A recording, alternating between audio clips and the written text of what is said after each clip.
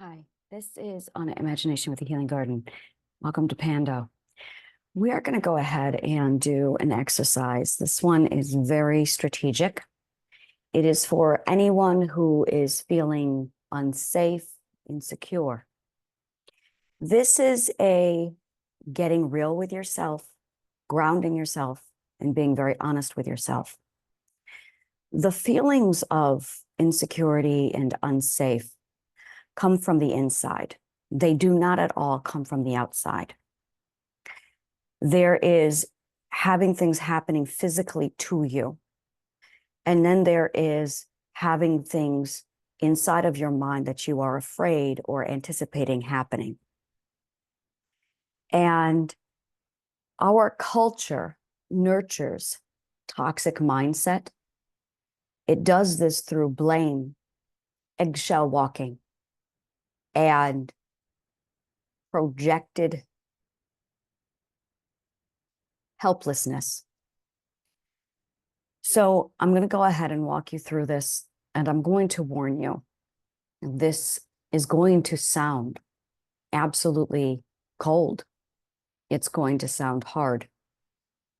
It's going to sound insensitive. And the reason why is because you are caught in a delusion. The delusion is not yours. The delusion is a trap that the abuser put you in. It's just a delusion. The purpose of this exercise is to break that delusion. Your feelings are real, but your feelings are a metric based off of you measuring what you think. So what really needs to happen is not anything on the outside. It's nothing to do with your emotions. Your emotions are a metric. What needs to happen is you need to find your grounding truth. So the purpose of this exercise is to give you that grounding truth so you can break the delusion and be free of it. So here's how it works. Every time you use the words you are, or he did, or they did, you are nurturing the delusion.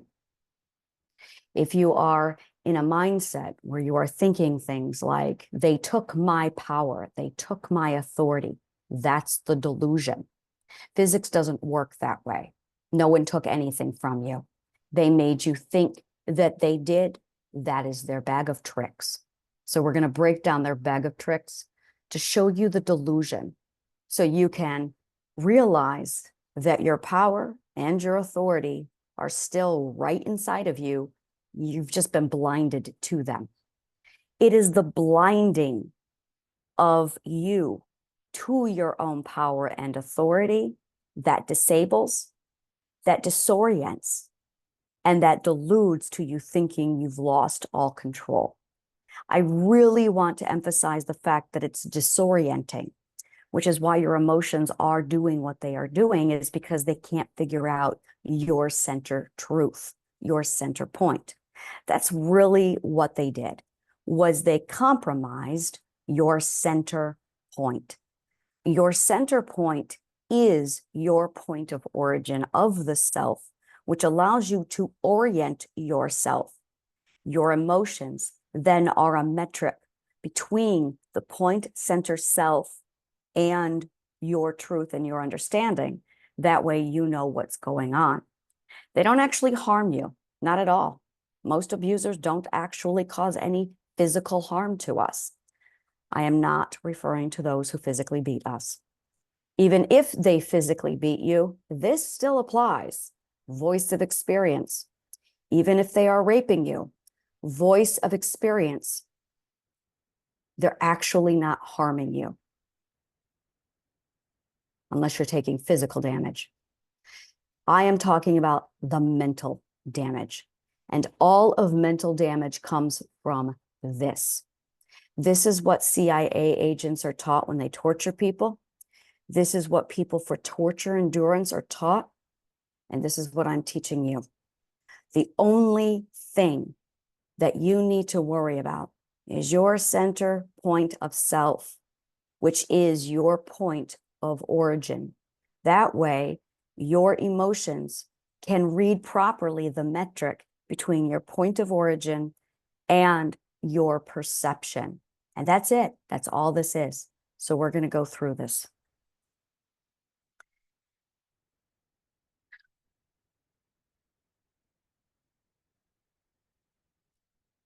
Whenever we are put in a position with an abuser, they attack that point of origin. And they do this by using magic tricks to make us think that there's a time constraint, that there's urgency, that there's a threat. In most cases, no, there is not. There is no urgency. There is no dire need for anything. There's nothing. It's a delusion. It's their delusion. They're the ones who create all this crap, and we are the ones who decide if their crap has value. When you feel abused, it's because you value their delusion. As soon as you stop valuing their delusion, all of the power comes back to you and you feel grounded again. You become grounded again back to your point of origin, and then your emotions immediately stop and they stop pulling at you because you're centered on your truth, because you don't value their delusion. So when people pressure you, what's really going on is no one is pressuring you. The wording reflects your mindset. It reflects the disorienting. It reflects your value for what they are saying. You have put them in a position of authority. Now you have put them in a position of authority. By you putting them in a position of authority, you can also take them down off of that authority because you are the only one in charge. Self-authority is the only authority that exists.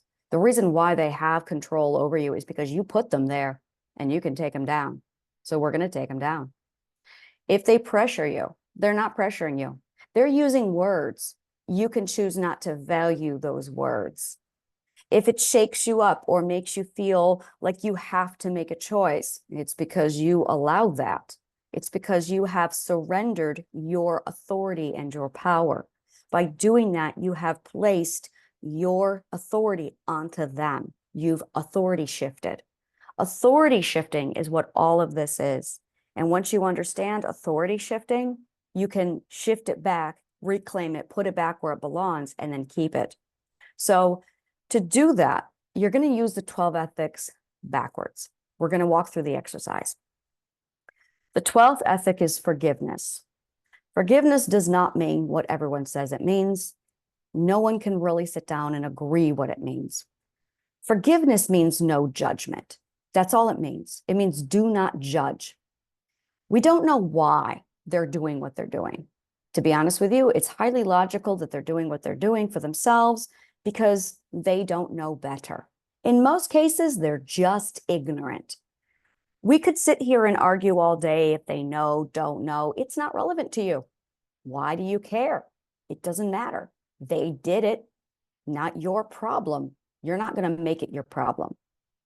All we know is we aren't in their shoes to understand their chain reaction. So no judgment. Logic is the 11th ethic. Use logic to assess the situation properly.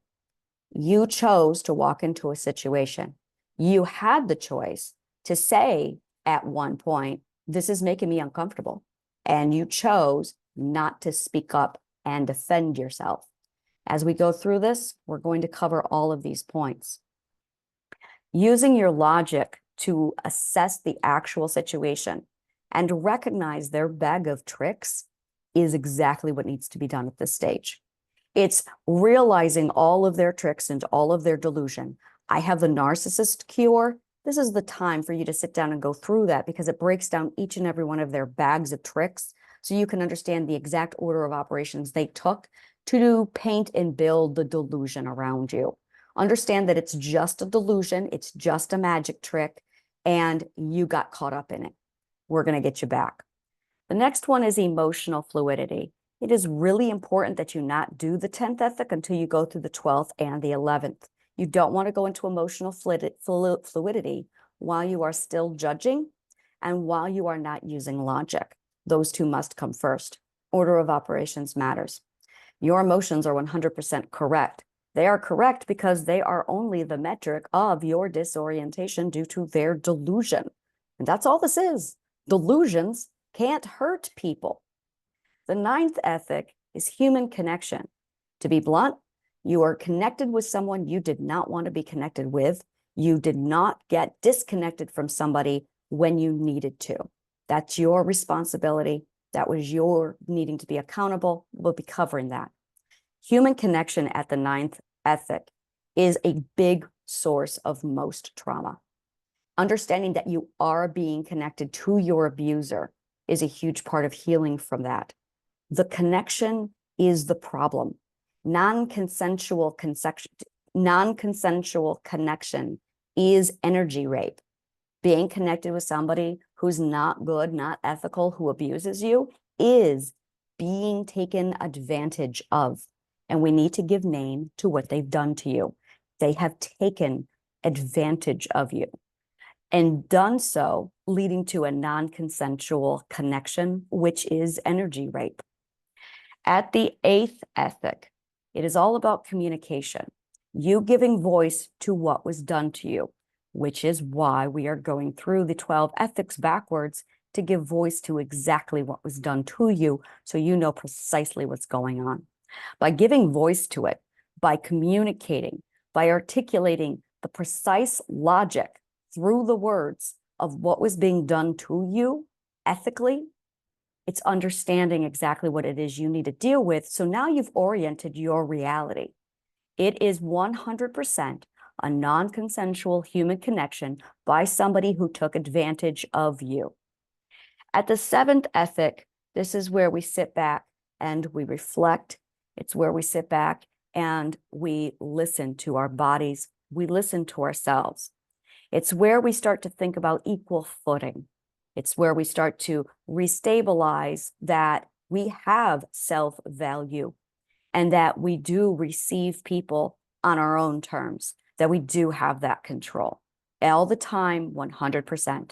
Where did you go wrong that ended up in the situation you did? It is vital that you take responsibility so you can get your control and power back. Responsibility is power and control. All of it is. Responsibility is power and control. So if you're rejecting responsibility and accountability, you're actually rejecting your power and control in this, which is why it's very important that you know what you did. And what you did was fail to communicate your needs and defend yourself. You violated your ethical perspectives by not self-protecting you. Furthermore, because you failed to self-preserve, other bad people got in. At the sixth perspective, we learn about equal footing. And this is really what took place, is they were at the advantage and they took advantage of you. They abused you at the point of advantage. They compromised your equal footing. The sixth ethic is the other ethic that was violated. The fifth ethic is accountability. It's the moment where you step up and you say, I did this. I allowed these things to happen to me because I did not use my words or my boundaries to keep me safe, which leads you to the fourth ethic. Maybe I should go back to my personal boundaries, create new laws for myself so that this does not happen again. When you create your own personal law and personal rule, it allows you to now have a set of rules that your ethics, that you, your conscious awareness, now has to uphold. If you did not set a boundary, if you did not terminate the conversation and say something like, this is making me uncomfortable and I don't want it, you did not practice the fourth ethic, which is why you're accountable, which is why your equal footing was compromised, which is why you were open to receive somebody that you never received, which is why you did not communicate at that ethic when you were supposed to, which is why you ended up in a connection that you did not want to be connected to. It's all because you did not have or use a law at the fourth ethic like you should have. So it's vital that you have personal laws in place, rules to deny access to people, that you use discernment, the discernment skill, at all times to assess if somebody is safe to be near you or not. And if they're not, You need to stand up and say, this isn't okay for me. I did not consent to this, and I am immediately terminating communication. At the third ethic, you learn about self-regulation. And this is exactly what you're going to need now. This is the self-care aspect of this. At the third ethic with self-regulation, what you need to do is regulate your emotions, your needs, and your wants. You have mental needs and wants. You have physical needs and wants. It's time to do the self-care. At the second ethic, it is reclaiming your self-authority, which is ultimately what you abandoned when you did not exercise your ethics. You surrendered your self-authority. You decided to abandon your control over the situation and your power to do anything about it when you chose not to do anything about it. By choosing to let things continue as they did, you ended up abused because you did not claim your second ethic and your self-authority. It's vital that you understand that by being accountable for that, you can take it back. Learn that second ethic, that you are always in charge of where you are, what conversations you are. It is your responsibility to make sure you are upholding your laws to keep you safe. That is your charge for yourself. At the first ethic, it's absolutely about self-soothing. It's about returning back to those who make you feel most safe and comfortable. It's reminding you what you love and what you are worth. And then as you develop that safety, remember to have the courage, first ethic, to try again, second ethic, to open up with vulnerability and retest your self-authority so that you can continue to retest your self-regulation, third ethic, so you can continue to show yourself that your new revised self-law and self-personal boundaries are going to work this time. And then at the fifth ethic, you will hold yourself responsible for upholding your personal law and boundary. So at the sixth ethic, you can support, maintain, and secure your equal footing so you can be open to receive and allow yourself to communicate and connect with people on equal consensual footing so that you can allow for emotional fluidity and logical navigation without judgment. It's a hard lesson. It is a hard lesson. And by walking yourself through these, it absolutely does restore your power, your authority, and your control, which is precisely what you need to break their delusion. They can weave their magic all they want. You have to choose to educate yourself, to not take into it, to not allow it, and to protect yourself from their delusion.